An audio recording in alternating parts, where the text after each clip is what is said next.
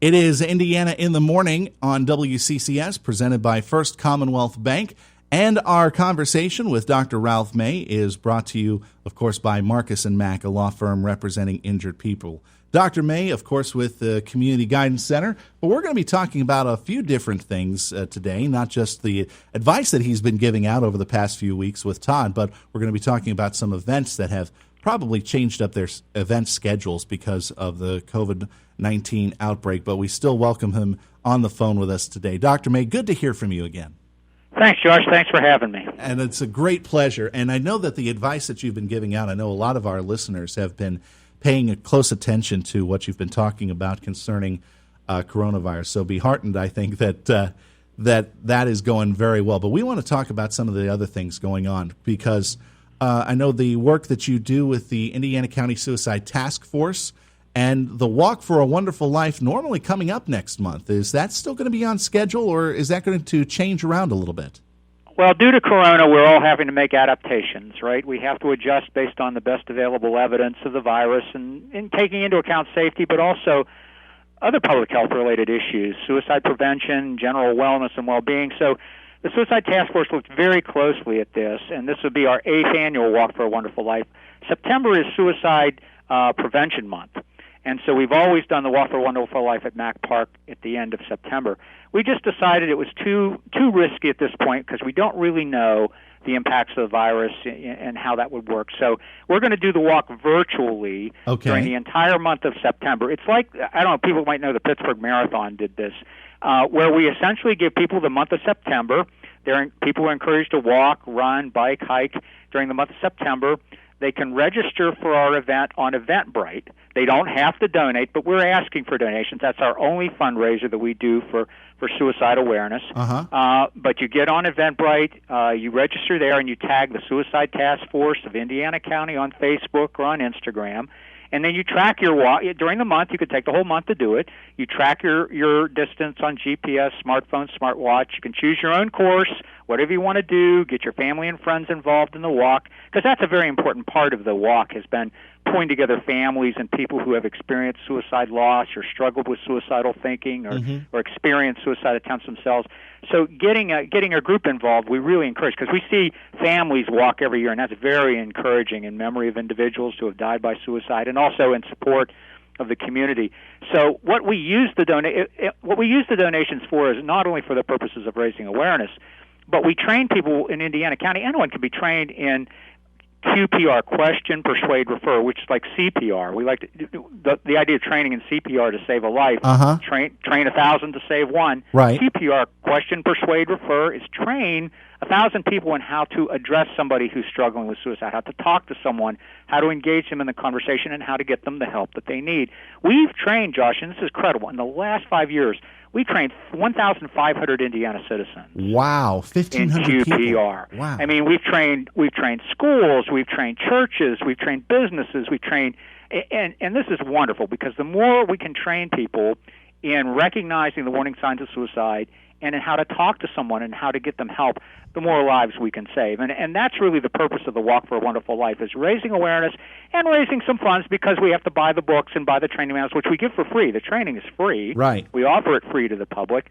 So those funds are used to support the public awareness and the training in QPR. So we know it's going to be a little different this year. I mean, not getting everybody together for the walk. We're kind of worried that people will kind of fall away and not pay as much attention to the cause of suicide prevention. So we really felt that this was one way that we could keep people safe, but also keep the public eye on suicide and suicide prevention. Because during the virus, the stress levels go up and people are more isolated.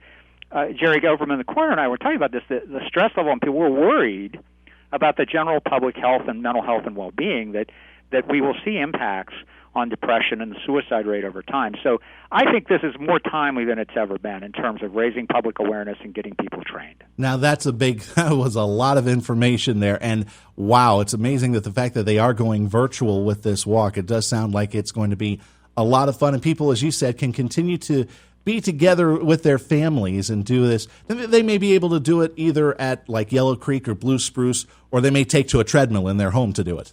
They could do anything they like. You can log it any which way you want. You can do it privately. You can do it together. That's the nice thing about it.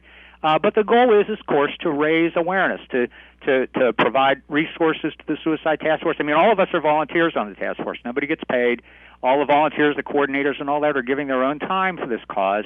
And so all the dollars that go in here go right back into helping the community, and that's the wonderful thing about it. And you talked about the effect of that as well, the fact that you've been able to train 1,500 people in this process to address people who are having problems and are possibly thinking about suicide. I mean, this, and you mentioned it as well, I would imagine that the pressures have gone up because of the fact that we're all kind of shut in and we're trying to keep our emotions in check, and it kind of will blow the lid off at some point because the pressure does get to people, I would imagine. Well, it does, and I think what happens is a cumulative effect. The longer the disruption occurs, the more stress, the more we get worn down, the greater the risk happens. Now, it's very, very important to recognize that there's a lot we can control here.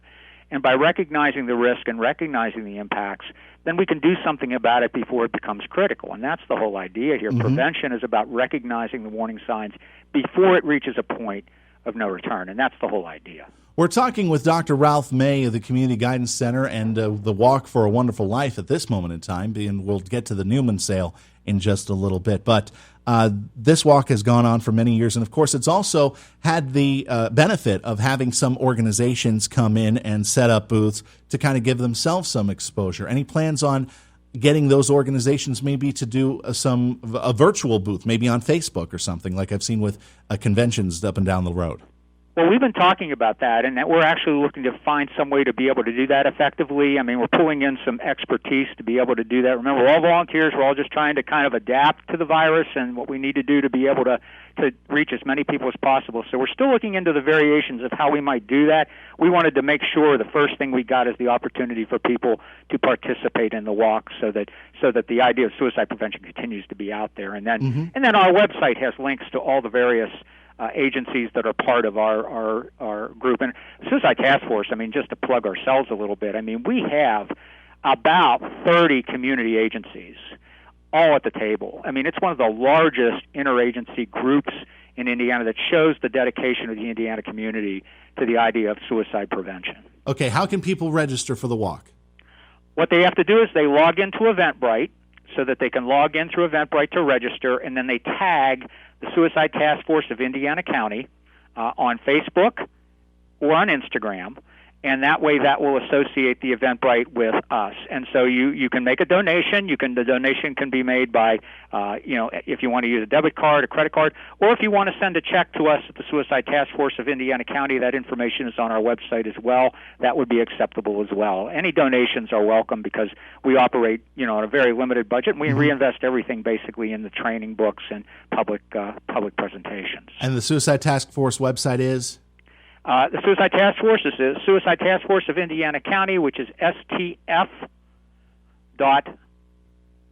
I'm sorry, I just always I use it so much I forget. It's stf.org. stf.org. Okay, so or just look up Suicide Task Force of Indiana County on Google. Okay, excellent. Let's shift gears from walking to reading. The Newman sale, of course, has been a great tradition in Indiana County, and that too has to go through an adaptation because it brings a lot of people in, and under the social distancing guidelines, it may not be possible this year.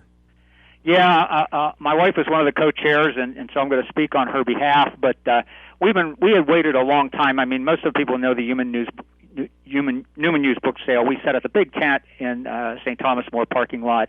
It's noticeable from 286, and people are used to that. We've done it for 52 years now. This will be our 52nd year.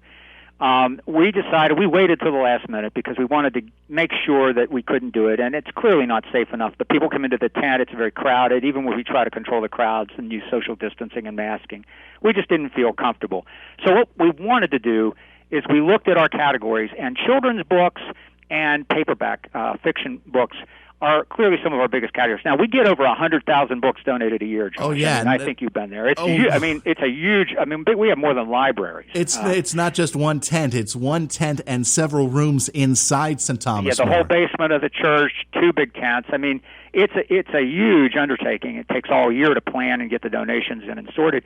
But we decided we've got to continue to meet the needs of the community. A lot of people rely on these books. They're cheap. They're available. A lot of people come. They come from Ohio. They come from New Jersey. A lot of people travel a long way to this thing. Mm-hmm. So we decided what to do is we took our major categories, children's and paperbacks, and we're sorting them. We sorted them into bags. It's a $5 bag sale. It's contact free, which means it'll be on Saturday the 29th from 10 o'clock in the morning to 2 in the afternoon. You just drive into St. Thomas More University parking lot from Oakland Avenue, 286. You drive right in. We'll be there. There'll be a slip we'll give you. You can check how many bags you want of each category. You drive up to our shed. We'll have volunteers that will take your order. It's $5 a bag, cash-only deal. To prevent, credit card movement and all that contact. Mm-hmm. So we'll bring the bags out. We'll put them in your trunk, put them in your back seat. Wear a mask so we don't have to interact with each other physically, so everybody's safe. And you basically can get as many bags as you want. It will go until 2 o'clock in the afternoon or until we run out of bags. All right. And I'm assuming with this sort of system, it's kind of like a mystery bag. You don't know what titles you're going to get. It's a category like paperback science fiction, paperback western, paperback romance, young children, adolescents, chapter books for kids. Yeah. So there's some sorting of specialized categories, but if you say I want paperback romance, you're going to get a bag of paperback romance, and it's going to be a mix. Right, but you cannot request a specific title. Say if you'll I was have going for the specific title, so you'll have a category you'll get. Yeah, gotcha. Okay, but that sounds like it's a really cool way to continue that great tradition of the Newman book sale, and that was inspired. Have you heard of anything else like that? Doing a book sale in that format, kind of the drive-up grab bag format.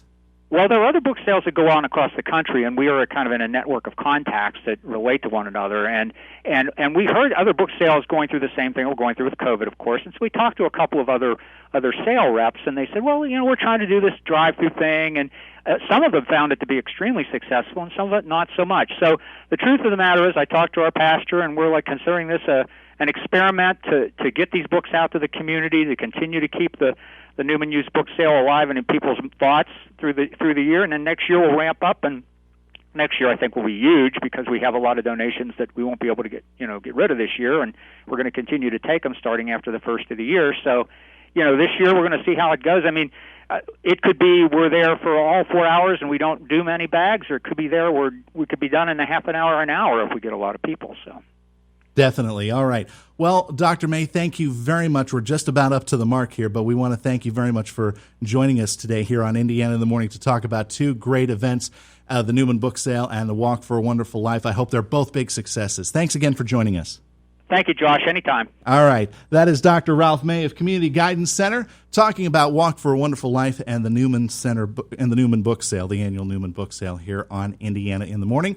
Our show is always presented by First Commonwealth Bank here on WCCS. The interview is presented by Marcus & Mack, a law firm representing injured people.